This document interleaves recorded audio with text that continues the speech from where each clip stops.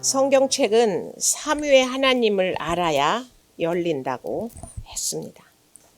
또한 삼위의 하나님이 믿어지면 100% 죄인인 자신의 모습을 보게 된다고 했습니다. 이렇게 자신의 모습을 보면 우리가 무엇을 해야 되겠습니까? 나를 살리는 회개를 해야 합니다. 회개는 인간이 경험할 수 있는 최고의 감정이라고 했어요. 뉘우치는 인생보다 더 아름다운 인생은 없습니다. 나를 살리는 회개는 과연 어떤 회개일까요? 사람들은 자신이 다 회개를 하고 있다고 생각합니다. 이제 저도 그렇고요. 또 평생 회개할 것입니다. 근데 다윗이 가장 진실되게 한 회개가 바로 밧세바 사건에서 한 회개인데요. 다윗의 회개는 다윗 일생에서 아주 분수령적인 회개입니다. 밧세바 사건 이전과 이후의 회개가 확연히 다릅니다. 그래서 오늘은 그 밧세바 사건 이후에 나를 살리는 회개에 대해서 생각해 보려고 합니다. 나를 살리는 회개, 첫 번째는 죄 고백이 있습니다. 13절에 다윗이 나단에게 이르되 내가 여호와께 죄를 범하였다 하매 나단이 다윗에게 말하되 여호와께서도 당신의 죄를 사하셨나니 당신이 죽지 아니하려니와. 이제 나단은 밧세바를 범하고 우리아를 죽인 죄를 1년 동안 은폐했던 다윗을 찾아가서 비유를 통해 아주 지혜롭게 그러나 단호하게 책망을 했습니다. 그런데 이 다윗은 즉각적으로 이 말씀에 회개를 했어요. 나단의 책망에 내가 죄를 지었습니다. 내가 죄인입니다. 이 고백이 다윗에게서 나왔다는 이야기예요. 이런 본문을 문자적으로 보면은 내가 죄 고백 한번 하고 용서 안 받으면 그거 참 수지 맞겠네. 그런데 대부분의 율법주의자들은 다윗이 영리하니까 혹시 하나님께 인정받아야 되기 때문에 또는 하나님에 대한 분노나 두려움 때문에 그 나온 고백은 아닐까 이렇게들 또 생각을 또 합니다.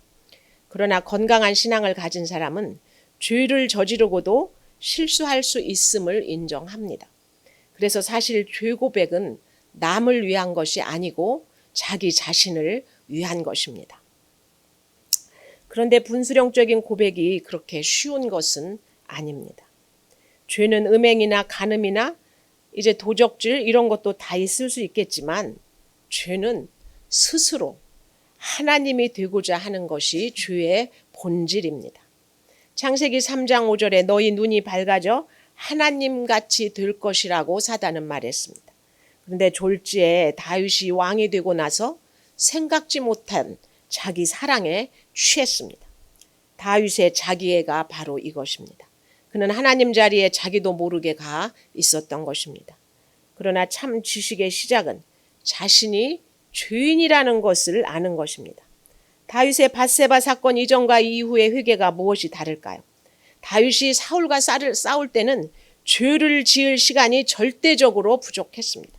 그때는 무차별한 핍박의 시대였기 때문에 하나님이 절대적으로 필요했고 하나님은 그때 다윗이 기도할 때마다 모두 응답해 주셨어요. 핍박을 당할 때는 생존이 우선이기 때문에 내면의 죄까지 그렇게 심각하게 생각할 겨를이 없습니다. 여러분 중에는 기도하니까 돈도 주시고 건강도 주시고 다 주셨다. 하나님 살아계셔서 그렇다는 간증을 하실 때도 있을 것입니다. 그런데 하나님 자리에 있고자 하는 것 중에서 최고봉은 인정받고자 하는 것입니다. 그래서 그렇게 기도를 응답해 주셔서 드디어 다윗이 최고의 인정을 받는 자리로 이렇게 올라갔습니다. 그런데 다윗에게 그 자리에서 죄를 짓는 것을 우리가 보게 되는 것입니다. 환경이 그를 그런 죄를 짓게 하는 것을 보게 된다는 것. 그런데 최고봉에서 죄를 지으면 이 죄를 고백하기가 또 얼마나 힘든지 모릅니다. 내면 세계의 질서와 영적 성장이라는 유명한 책을 쓴 고든 맥도날드는 세계적인 영성 베스트 10에 들어가는 사람 중에 하나입니다. 그런데 이분이 아내인 게일 맥도날드와 함께 마음과 마음이 이어질 때라는 책도 쓰셨는데 그 내용 중에서 우리는 위험의 순간을 겪고 지금 정상에 서 있다. 하나님의 은혜로 죽는 순간까지 우리를 떼어놓을 수 있는 것은 아무것도 없다. 라는 말을 부부가 같이 이 책에 썼는데 이렇게 책을 쓰고 난 후에 고든에게 여자 문제가 터졌습니다. 다윗처럼 치정 문제가 터진 거예요. 결국 고든은 모든 직분을 내려놓고 은둔 그리고 징벌의 기간을 보내고 무너진 세계를 재건하라는 책을 썼습니다. 그 책에서 고든은 나는 세계가 무너져버린 사람을 가장 지독하게 비난하는 사람이 바로 자기 자신을 알게 되었다고 썼습니다. 그래서 왜 자신을 비난하냐? 또는 네가 스스로 날마다 죄인이라고 했고 또 그것이 증명되었는데 왜 그러느냐는 내면의 소리에도 불구하고 가까운 사람들이 다 자신을 외면하고 떠나버릴 것 같아서 그 용서받은 자의 삶을 살기가 너무 어려웠다고 책에서 고백했습니다. 그러나 회개 안에서 산다는 것은 늘 내가 잘못된 방향으로 갈 준비가 되어 있다는 것을 인식하는 것입니다. 회개란 자기 주제를 알고 자기 자리를 찾아야 하는 것을 인식하는 것이 회개입니다. 이것은 항상 죄 지은 일만 찾아 헤매 우리를 좌절시키는 병적 근성 같은 것이 아니라 우리 내면은 항상 창조주에 대한 반역과 불순종으로 흐려지기 쉽다는 것을 솔직히 인정하는 것이 회개입니다. 나는 회개 안 해도 되는 그런 사람은 없습니다. 우리는 누구나 다 평생 회개를 해야 합니다. 고든 부부는 그들의 말대로 하나님의 은혜로 이 위기를 극복했습니다. 결혼을 지키는 것도 항상 내 죄를 보는 것이 가장 비결입니다. 다윗은 앞으로 계속 회개할 일이 있습니다. 그러나 이 회개는 일회성에 그치는 것이 아니기 때문입니다. 다윗이 밧세바 사건 이후 이어진 회개는 자신의 내면을 직면하는 이제 분수령적인 회개가 되었다는 것입니다. 사막의 교부들이 말하기를 자기 죄를 아는 사람은 죽은 자를 일으키는 사람보다 위대하고 자기 죄를 위해 1시간을 진실로 울부짖는 사람은 온 세상을 가르치는 자보다 더 위대하다고 했습니다. 그리고 자기의 약함을 아는 사람은 천사를 볼 수 있는 자보다 더 위대하다고 했습니다. 이처럼 나의 약함과 부족함을 아는 것이 얼마나 큰 지식인지 모릅니다. 뭐라고요? 자기 죄를 아는 사람은 죽은 자를 일으키는 자보다 위대하다고요. 그러니까 자기 죄를 보는 사람들끼리 모여 있으면 얼마나 위대한 공동체가 되는지 모릅니다. 이게 안 되는 것이죠. 부부간에도. 이것이 되는 것이 정말 어렵습니다. 나단의 책망을 받은 다윗의 회개가 비록 여기서는 딱 한 줄로 나와 있어도 그는 즉각적인 회개, 변명이 없는 회개, 겸손한 회개를 했습니다. 그가 쓴 참회 시편 32편과 51편을 보면 음란과 간음과 살인죄를 범하고 있는 중에 나단이 와서 책망할 때 그가 처절하게 회개했다는 것을 알 수가 있습니다. 51편의 4절과 5절에 내가 주께만 범죄하여 주의 목전에 악을 행하였사오니 주께서 말씀하실 때 의로우시다 하고 주께서 심판하실 때 순전하다 하리이다. 내가 죄악 중에서 출생하였으며 어머니가 죄 중에서 나를 잉태하였나이다. 주의 목전에 악을 행했다는 것은 도덕적 윤리적으로 죄를 지은 죄악과는 차원이 다른 것입니다. 그런데 이런 죄에 대한 이야기가 사무엘하 11장까지는 전혀 안 나옵니다. 이것은 다윗이 모든 것을 잘 살다가 도덕적으로 또 잘 살다가 어쩌면 한 번 죄를 지었다는 이야기가 아닌 것입니다. 다윗이 깨달은 것은 스스로가 죄를 지을 수밖에 없는, 죄를 물처럼 먹고 마실 수밖에 없는 존재이며 모태에서부터 죄악 중에 출생했으며 죄밖에 지을 것이 없는 내가 죄인이라는 사실을 알았다는 것입니다. 여러분, 이것이 바로 회개입니다. 내가 아주 죄악 중에 잉태할 수밖에 없는 것을 아는 것, 이것이 회개입니다. 그런데 하나님은 다윗을 택하셨기에 엄청난 약속의 자손으로 불러주셨습니다. 그래서 내 나라를 영원히 하라고 약속하시면서 사람의 매와 인생의 채찍으로 그 죄를 알게 해주신 것입니다. 그래서 고난이 축복입니다. 노아도 120년 동안 수치와 조롱을 받았지만 방주에 들어가면 거기에는 사람이 없잖아요. 오직 자신과의 싸움이 기다리고 있는 곳입니다. 그러므로 사람이 아니라 하나님 앞에서 범죄가 있다는 것을 아는 사람, 그 사람은 어디 가서도 못 살 데가 없습니다. 노아처럼 방주 안에서도 살아날 수가 있는 것입니다. 마찬가지로 아무리 이상한 부부 생활을 하더라도 살아낼 수가 있습니다. 이상한 놈하고도 살아낼 수가 있습니다. 내가 하나님 앞에서 죄인이라는 것을 알면 어디에서도 살아낼 수가 있게 되는 것입니다. 그런데 자꾸 옳고 그름으로 생각하니까 어떻게 저 인간이 저럴 수가 있느냐며 못 살아내는 것입니다. 마침내 다윗이 이것을 스스로 아는 것입니다. 끊임없이 여자를 취하면서도 하나님 앞에서 자기가 죄인인 것을 몰랐던 다윗은 후반부 인생에서는 이 회개를 기점으로 자기와의 싸움이 시작되었습니다. 눈물의 인생이 되었습니다. 더는 말이 없어지고 인내하는 인생이 된 것입니다. 시편 6편 6절에는 내가 탄식함으로 밤마다 눈물로 내 침상을 띄우며 내 요를 적시나이다 라고 했는데 울어서 침대가 둥둥 떠다닌다. 우는 것에 대한 성경적인 근거입니다. 계시록 5장 4절에는 요한이 도무지 누가 그것을 뗄지 보이지가 않아서 크게 울었더라고 했습니다. 죄 때문에 울고 성경 보고 깨닫는 자가 없어서 울었다고 계속 이렇게 우는 얘기가 성경에 나오는 것입니다. 여러분 분해서 울지 마시고 성경적으로 내 죄 때문에 우셔야 할 이유입니다. 시편 32편 3, 4절에도 내가 입을 열지 않을 때 종일 신음으로 내 뼈가 쇠하였도다. 주의 손이 나를 누르시오니 내 진액이 빠져서 여름 가뭄에 마름같이 되었나니 이것은 되었나이다. 이렇게 말하고 있어요. 이것은 내 죄에 대해서 침묵하고 있을 때 그냥 종일 신음하게 된다는 것입니다. 고든도 다윗도 얼마나 죄 짓고 나서 눌렸습니까? 그들이 최고의 정점에서 죄를 지었는데 아마도 저는 그들이 무의식이 눌렸다고 생각을 합니다. 그런데 결국 하나님은 전 세계적으로 이것을 쓰셔서 이들을 통해 진정한 회개가 무엇인지를 보여주셨습니다. 시편 51편 7절에서 우슬초로 나를 정결하게 하소서 내가 정하리이다.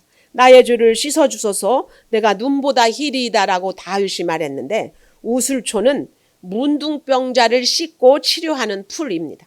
문둥병자는 감각이 없어서 자기 죄를 모르는데 자기를 문둥병자보다 더 못하게 여긴 다윗은 제일 형편없는 우슬초로 자신을 씻어달라고 이야기하고 있는 것입니다. 다윗이 여기까지 내려간 것입니다. 이것이 진짜 자기 죄를 아는 자의 모습입니다. 우리는 어떤 환경에서도 이런 죄 고백이 나와야 합니다. 내가 여호와께 죄를 범하였다. 이 한마디가 인류의 구원자가 되는 고백인 것입니다. 시편 51편 16장 17절에서 주께서 기뻐하시는 제사는 상한 심령이라. 하나님이여 상하고 통회하는 마음을 주께서 멸시하지 아니하시리이다.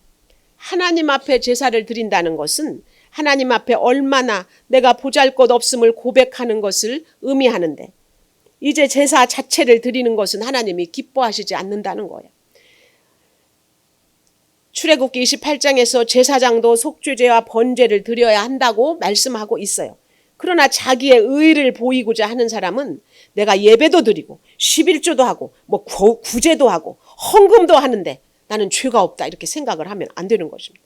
그러니 하나님이 구하시는 제사는 나의 추함과 더러움을 보는 상한 심령의 제사인데 이 상한 심령의 제사를 누가 보고 드리겠습니까?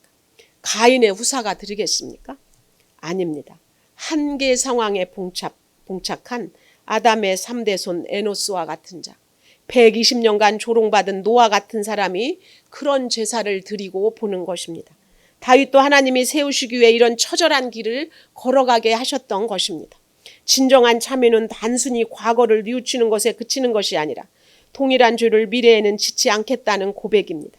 그래서 예수님도 가늠하다 붙잡힌 여인에게 나도 너를 정죄하지 아니하노니 가서 다시는 죄를 범하지 말라고 하셨고 죄를 고백한 다윗도 나단을 통해 주께서 죄를 사해 주셨습니다.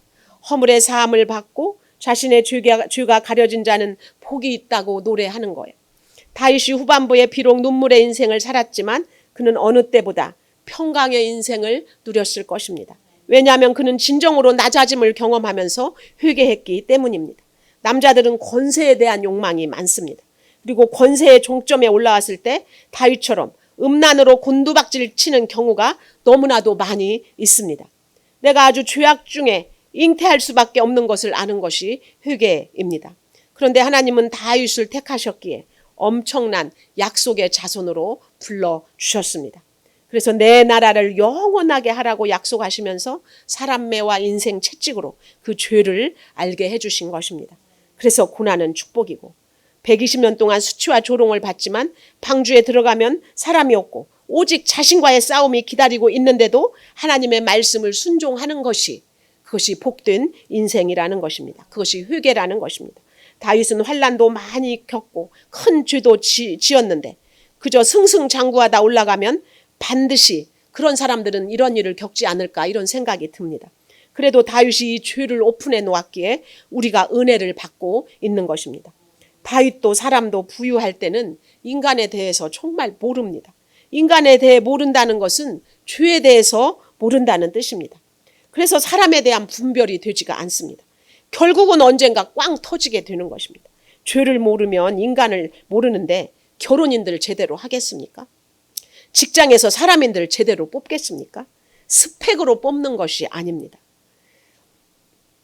다윗도 모르는데 그런데 우리가 이걸 어떻게 다 알겠습니까? 그래도 우리가 하나님의 은혜로 하루하루 가고 있는 것입니다. 하나님 우리가 열심히 하고 노력하는 것보다는 그분과의 관계에 관심이 있으십니다. 결코 우리가 잘나서 하나님이 우리를 사랑하시는 것이 아닙니다. 불완전함을 가진 우리 자신이야말로 하나님의 사랑에서 가장 큰 초점이 되는 것입니다. 그래서 신앙이 건강할수록 우리는 우리 자신을 더욱 소중하게 생각해야 합니다. 성숙은 더 나은 행동이 아니고 나쁜 행동을 식별하고 인정하는 능력이기 때문입니다. 여러분들 무슨 그렇게 더 나은 행동을 살아내겠어요? 나쁜 행동이나 좀 분별해서 가지 않아야 될 것, 하지 않아야 될 말, 그것이 분별이 되고 구별이 되어야 하는 이유입니다. 작든 크든 나의 연약함을 나의 현실이라고 인정하고 또 인정하는 것이 회개의 생활 방식입니다. 나는 모든 지적질에 대해서 내가 여호와께 죄를 지었나이다가 되고 있습니까? 나의 회개는 밧세바 이전입니까? 이후입니까? 나의 회개는 나를 위한 고백입니까? 남에게 보이기 위한 고백입니까? 나를 살리는 회개의 두 번째는 하나님은 죄를 반드시 징벌하십니다. 14절 이하로 여호와의 원수가 크게 비방할 거리를 얻게 하였으니 당신의 아이가 반드시 죽으리라 하고 우리가 죄를 쉽게 생각하는 이유가 무엇입니까? 죄는 그 값을 치러야 한다는 생각보다는 우리가 죄를 회개하면 하나님은 다 용서해 주신다. 이 생각이 앞서기 때문에 죄를 쉽게 생각합니다. 그러나 사함받은 죄라도 하나님은 죄는 미워하시기 때문에 반드시 죄에 대해서 책임을 물으십니다. 하나님이 죄를 사하시고 책임을 묻는 것이 정말 더럽다면 여러분들은 아직 죄사함의 은총을 모르는 것입니다. 걸려 넘어지면 원수들에게 득세할 기회를 주었습니다. 그럼에도 하나님은 다윗이 제대로 넘어지도록 방치하셨고 사람 양피 100개를 가져오라 이렇게 장인들 사울이 얘기했을 때 자기 결혼을 위해 가지고 양피 200개를 가져다 바쳐서 무고한 백성 200명을 죽였던 다윗입니다. 도덕적으로 말하면 다윗은 이미 살인자예요. 게다가 원치는 않았겠지만 간음에 의해서 진짜 문자적으로 살인까지 했습니다. 가임 기간을 피해 그렇게 치밀하게 간음을 했는데 글쎄 임신이 되었다고 소식이 날아온 거예요. 완전히 마귀의 기적이 아니고 무엇이겠습니까? 여러분 마귀도 이처럼 기적을 일으키는 거예요. 게다가 우리아에게 2번씩이나 통침을 하라고 부추겼는데 아니 그 충신 우리아가 또 그걸 안 하는 거예요. 하나님이 그때도 방치하셨던 일이 아닌데 전쟁터에서 또 너무 쉽게 우리아가 또 죽어버리는 거예요. 어떻게 이렇게 흘러가리라고 다윗은 생각조차 하지 않았을 것입니다. 그저 권세를 가지고 저절로 흘러갔던 거예요. 근데 원수가 크게 비방할 거리를 주었지만 그걸 하나님은 그대로 두고 보시는 거예요. 그래서 다윗은 하는 일마다 꼬였어요. 여러분 하는 일마다 꼬일 때가 있습니다. 하나님이 지금 방치하고 계신 거예요. 여러분 뭘 회개해야 할까요? 회개를 해야지 사람을 미워하면 안 됩니다. 하나님이 방치하시고 계실 때 여러분은 회개하라고 방치하고 있는데 사람만 미워하고 있으면 안 된다는 거예요. 여러분, 세월호 사건은 사람이 위기를 당할 때 얼마나 위험한 선택을 할 수 있는지를 극명하게 보여줍니다. 네덜란드 비행기 사건에서 기장은 운행시간 지체되면 자신이 무거운 처벌을 받을 것이라는 것 하나 때문에 허가 없이 비상 착륙을 했다가 기존 손실과는 비교도 안 되는 584명의 목숨을 잃게 했어요. 근데 하나님이 두고 보셨어요. 결국 하나님은 다윗이 죄인이라는 것을 알게 하시기 위해서 채찍을 드신 거예요. 그래서 나단이 당신이 낳은 아이가 반드시 죽을 것이라 하고 징벌을 예고했습니다. 다윗은 후에 자신의 잘못으로 원수가 하나님을 이길 수도 있구나, 하나님의 구속사가 끊어질 뻔했구나라는 것으로 후회했을 것입니다. 하나님께 중요한 사명을 받는 사람일수록 이 책망을 아주 곱씹어 봐야 합니다. 날마다 하나님의 종이 당하기가 얼마나 쉬운지 몰라요. 우리가 악한 세상에서 멀쩡하게 눈을 뜨고 있기 때문에 이 소경이 잘 걸어 다닐 수 있는 이 세상에서 우리는 매번 넘어지면서 갈 수밖에 없는 인생인 것입니다. 15절에 나단이 자기 집으로 돌아가니라. 우리아의 아내가 다윗에게 낳은 아들을 여호와께서 치심에 심히 앓는지라. 그러나 예고된 고난은 아무 준비 없이 오는 고난과는 차원이 다릅니다. 그래서 우리는 말씀으로 날마다 예방주사를 맞고 가야 되는 거예요. 하나님의 영광을 위한 고난이 있고 하나님이 치시는 고난도 있습니다. 이것을 아는 것만 해도 택자인 것입니다. 그런데 이렇게 무서운 얘기를 다윗에게 경고했는데 다윗에게서 나단이 죽지 않고 자기 집으로 돌아갔어요. 죽지 않고 살아서 갔다는 얘기예요. 우리가 복음을 전할 때도 아이고 오늘 다 죽었구나, 그런데 내가 지금까지 죽지 않고 살아서 여기 있는 거예요. 여러분, 복음 전하는 거 너무 두려워하지 마시기 바랍니다. 다윗에게는 어쩌면 이렇게 죄 지을 때는 충신 우리아가 있어서 죄를 더욱더 짓도록 불을 떼주고, 회개할 때는 또 나단이 있었어요. 정확하게 다윗을 도울 지체를 하나님은 옆에다 붙여 두셨던 거예요. 이렇게 때마다 믿음의 동역자가 있을 수 있는지 하나님은 방치하면서 또 지체를 붙여주시면서 우리를 이끌어 가시는 것입니다. 징벌에 따른 죄의 대가를 여러분은 치른 적이 있습니까? 여러분들이 그런 일을 당할 때 이것은 내 삶의 결론이야, 이렇게 기도하고 가는 것, 이것이 바로 그 값을 치르는 것을 아시기를 바랍니다. 여러분에게는 이 징벌의 때 신뢰하는 믿음의 동역자가 있습니까? 한번 생각해 보세요. 결혼생활 힘들어도 다 이렇게 동역자는 없어서 이혼하는 거예요. 지체가 없어서 이혼하는 거예요. 근데 마음에 하나님 두기를 싫어하기 때문에, 도와줄 수 있는 지체가 없기 때문에 결혼생활이 그렇게 허망하게 깨지는 것입니다. 나를 살리는 회개 세 번째는 징벌을 순종하라입니다. 죄를 징벌하시면은 그 징벌을 순종해야 돼요. 그래서 오늘 그 세 가지로 다윗이 무엇에 순종하는지 알아보겠습니다. 첫 번째로 다윗은 징벌을 순종하는데 현실을 수용했습니다. 16절 17절에서 그 아들을 위하여서 하나님께 간구하되 다윗이 금식하고 안에 들어가서 밤새도록 땅에 엎드렸더니 그 집의 늙은 자들이 그 곁에 서서 다윗을 땅에서 일으키려 하되 왕이 듣지 아니하고 그들과 더불어 먹지도 아니하니라. 형벌의 아이를 가만히 내버려 둔다는 것은 형벌에 대한 태도가 아닙니다. 다윗은 아이를 위하여 마지막까지 금식하고 기도했어요. 자기가 하나님 앞에 엎드려 기도할 자격조차 없다는 것을 깨달았지만 그래도 밤새 엎드려 아이를 위해 기도했습니다. 신실한 신하들이 뭐가 그렇게 하나님께 얘기할 것이 있으십니까? 말렸지만 지도자는 다른 사람의 말을 듣는 것이 아닙니다. 하나님 앞에서 이제 모든 것이 죄이기 때문에 먹지도 않고 기도하는 것입니다. 결국 하나님의 말씀대로 아이는 심하게 앓습니다. 그래도 다윗은 이미 나단 선지자를 통해 그 사실을 들었지만 포기하지 않고 하나님께 자비를 간구했습니다. 18절입니다. 이래 만에 그 아이가 죽으니라. 그러나 다윗의 신하들이 아이가 죽은 것을 왕에게 아뢰기를 두려워하니 그들이 말하기를 아이가 살았을 때 우리가 그에게 말하여도 왕이 그 말을 듣지 아니하셨나이까. 죽은 것을 그에게 아뢰울 수 있으리이까 왕이 상심하시리이다 함이라. 다윗이 그렇게 기도했어도 아이는 죽었어요. 그럼 이것이 하나님의 바로 응답입니다. 그런데 옆에 사람들이 다윗이 그렇게 살려달라고 기도하고 부르짖는데 아이가 죽은 상황에서 무슨 말을 해야 될지 모르겠다고 하는 겁니다. 그들은 상심해서 어쩌나라고만 생각을 합니다. 19절입니다. 그의 신하들이 서로 수군거리는 것을 보자 아이가 죽은 줄을 다윗이 깨닫고 그의 신하들에게 묻되 아이가 죽었느냐 하니 대답이 죽었나이다 하는지라. 신하들은 다 수군거렸습니다. 그렇게 기도했는데 애가 죽었대. 아이고 참 안 됐어. 그럽니다. 김양재 목사님도 남편이 돌아가셨을 때 30대 과부였습니다. 사람들이 아이고 징벌받아서 저렇게 되었나 보다. 참 안 됐다 그러지 않았겠습니까? 실제로 어떤 나이 많이 드신 분은 수군거리다가 용기 있게 다가오셔서 아이고 무슨 죄를 지셨나 그렇게 물으신 적이 있답니다. 그런 얘기를 듣고도 지금까지 잘 살아 계십니다. 징벌에 순종하는 거. 두 번째는 하나님을 신뢰합니다. 하나님에 대한 신뢰가 있으면 그 현실을 수용하게 됩니다. 20절입니다.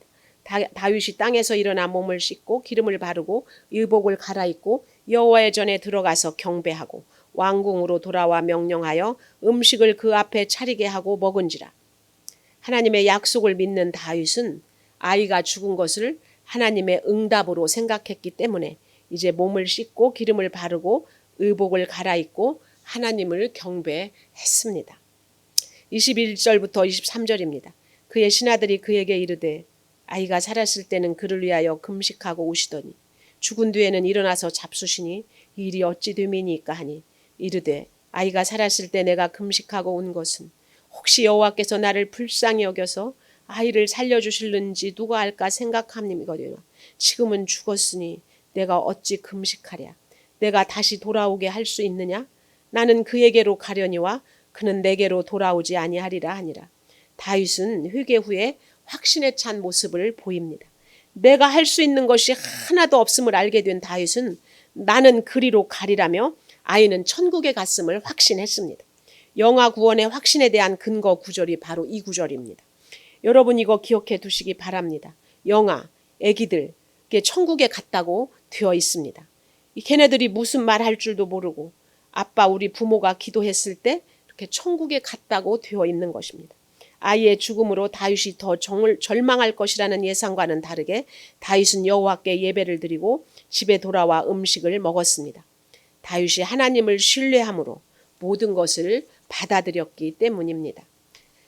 징벌을 순종하는 방법 세 번째는 진정한 사랑을 하게 되었기 때문입니다. 다윗이 그의 아내 밧세바를 위로하고 그에게 들어가 그와 동침하니 그가 아들을 낳음에 그의 이름을 솔로몬이라 하니라. 나단을 보내 그의 이름을 여디디아라 하시니 이는 여호와께서 사랑하셨기 때문이더라. 사무엘하 11장 3절에 보면 다윗이 옥상에서 밧세바를 보고 사람을 보내서 그 여인에 대해 알아보게 했습니다. 그러자 그들이 와서 아뢰되 그는 엘리암의 딸이요 햇사람 우리아의 아내 밧세바가 아니니까 하니 그때는 밧세바를 보고 성경이 우리아의 아내라고 기록해 놓았습니다. 근데 다윗이 호유게하고 나니까 그 여자를 성경이 다윗의 아내라고 불러주신 거예요. 왜 그렇습니까? 다윗이 밧세바가 임신했을 때는 우리아의 아내였고 다윗의 간통의 죄를 지은 결과 생긴 아이가 죄악의 결과였잖아요. 그래서 본문에는 우리아의 아내라고 했었어요. 그런데 다윗이 회개하고 나니까 다윗의 아내, 즉 다윗이 낳은 아이라고 기록하고 있고 하나님이 그를 치시고 징벌하셨다고 성경은 기록하고 있습니다. 회개했지만 그 죄값은 치러야 했습니다. 다음 징계로 아이가 죽자 다윗이 밧세바를 위로했습니다. 이 세상에 밧세바처럼 자기 정죄감이 큰 사람이 어디 있겠습니까? 자기 자신으로 인해 훌륭한 남편 우리아가 죽었습니다. 이제 아이도 죽었어요. 게다가 남편을 살해한 살해범 다윗과 살고 있습니다. 이 세상에 밧세바를 위로해 줄 사람은 오직 다윗밖에는 없는 거예요. 밧세바는 지금 모든 사람이 손가락질하고 있는 여자이기 때문입니다. 미갈은 죽는 날까지 아이가 없었다고 성경은 기록해요. 결국 다윗이 미갈하고는 동침하지 않았다는 것인데 이렇게 죄를 범한 밧세바를 다윗은 위로하고 동침했다는 표현이 나오고 있습니다. 결국 진정한 회개를 한 다윗이 진정한 사랑을 한 것으로 보입니다. 다윗이 사랑한 여자들 중에는 미갈과 아비가일과 밧세바가 있는데 세 사람의 사랑은 다 러브 스토리가 있습니다. 그런데 이런 스토리의 주인공이 밧세바 이후에는 전혀 나오지 않습니다. 그걸로 봐서 다윗은 밧세바에게 정착한 것으로 보입니다. 비록 밧세바는 자기 이름은 아니지만 마태복음 1장에 우리아의 아내로 다윗과 같이 찬란하게 예수님 구속사의 명단에 올라 있습니다. 이것을 보면 밧세바가 다윗과 같은 믿음으로 사랑을 했다고 보여집니다. 땅끝까지 내려간 두 남녀가 다윗이 밧세바를 책임진 것이고 밧세바는 구속사를 통렬히 깨달았던 것입니다. 다윗의 아내들이 그리도 많았지만 가장 비참한 환경 가운데 있었던 밧세바에게 솔로몬이라는 영적 후사를 주신 것에는 하나님의 이유가 있었던 것입니다. 부부간에도 아가페적 사랑이 가능하다는 것을 여자 중독자인 다윗이 이 사건을 통해 알게 되었다는 생각이 듭니다. 나는 징벌에 순종합니까? 그래서 현실을 수용합니까? 나를 살리는 회개 네 번째는 회개의 결론은 거룩입니다. 26절에서 31절까지 말씀이 나오는데요. 요압이 암몬 자손의 랍바를 쳐서 그 왕성을 점령하매 요압이 전령을 다윗에게 보내 이르되 내가 랍바를 곧 물들의 성읍을 쳐서 점령하였으니 이제 왕은 그 백성의 남은 군사를 모아 그 성에 맞서 진치고 이 성읍을 쳐서 점령하소서.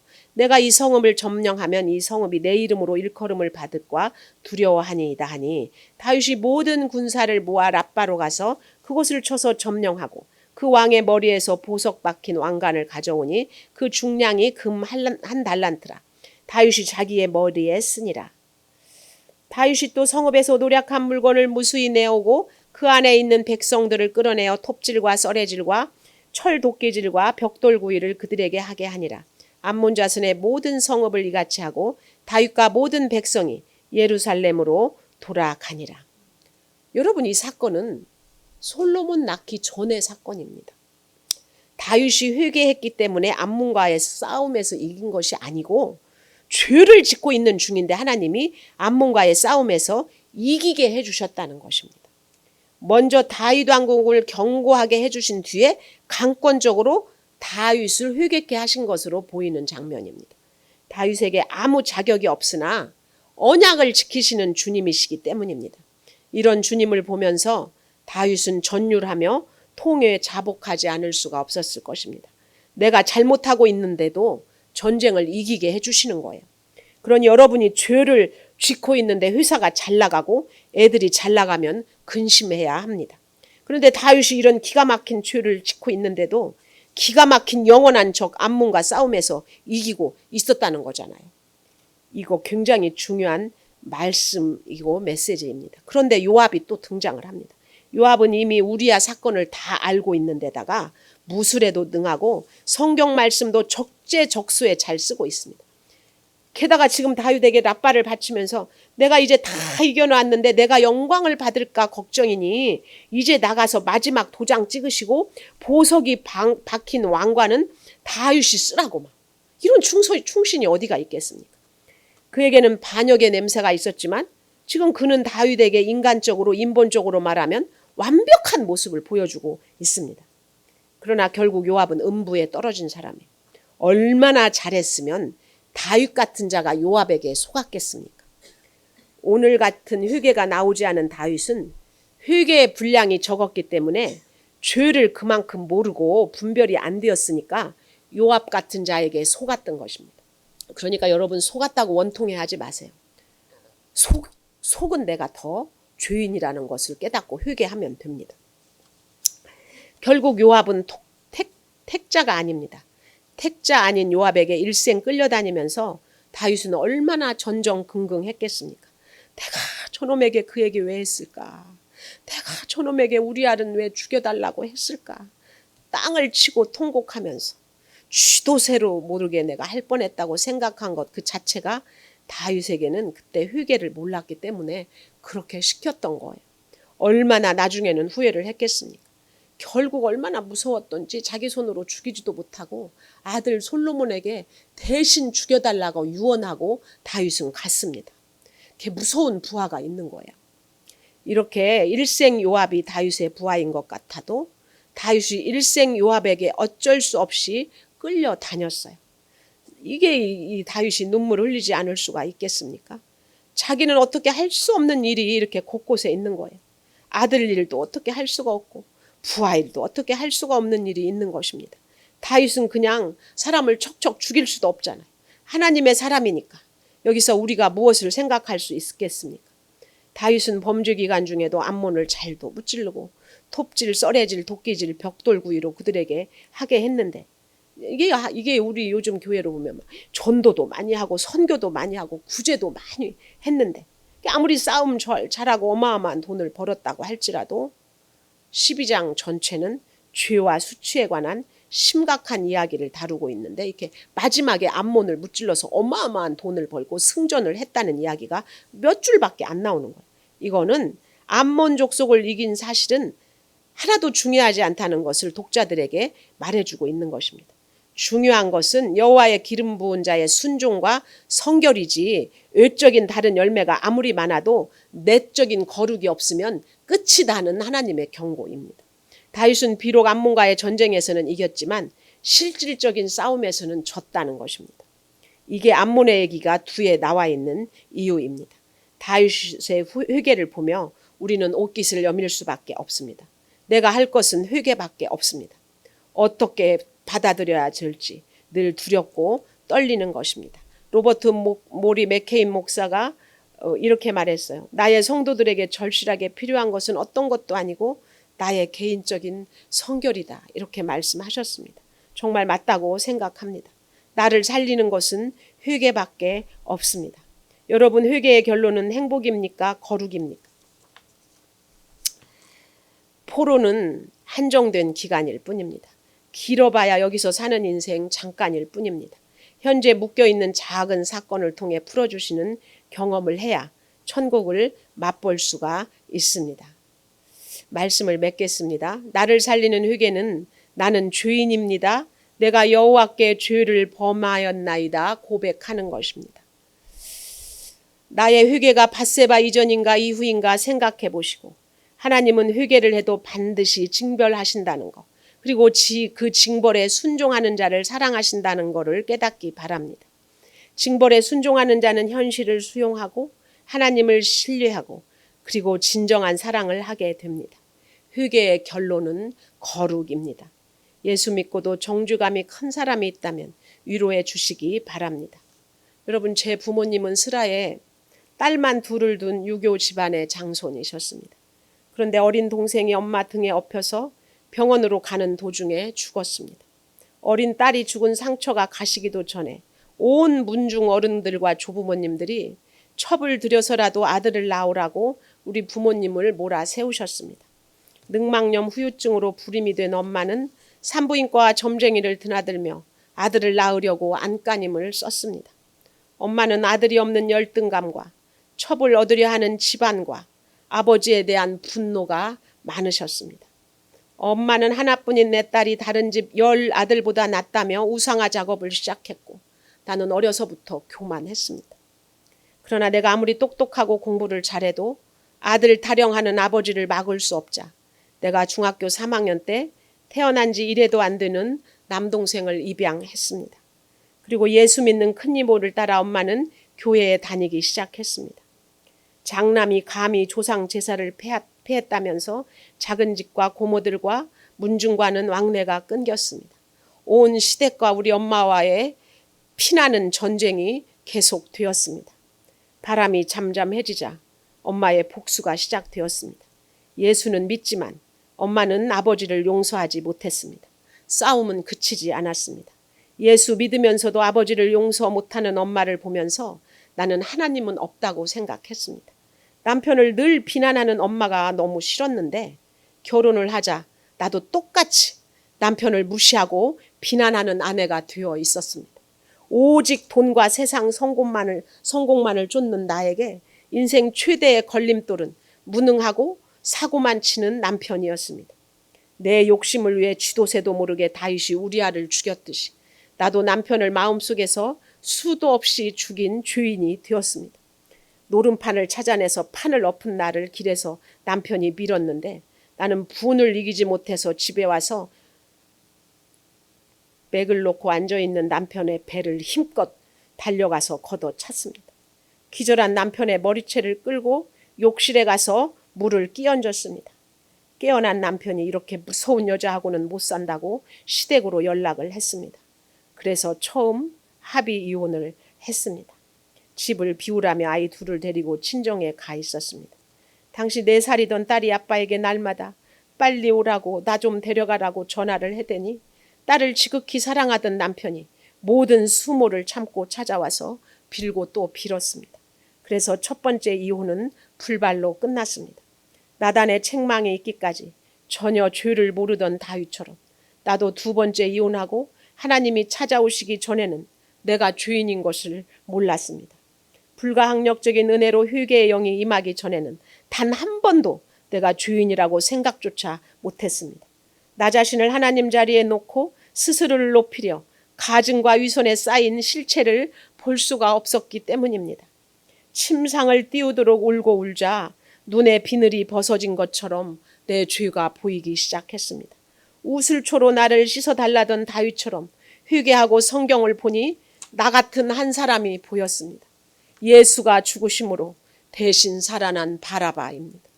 죽음을 눈앞에 두고 심히 떨었을 그에게 예수가 생명이었듯이 나는 예수님이 아니면 지옥을 살다 지옥에서 영벌을 받을 죄인임을 알고 울고 돌이켰습니다.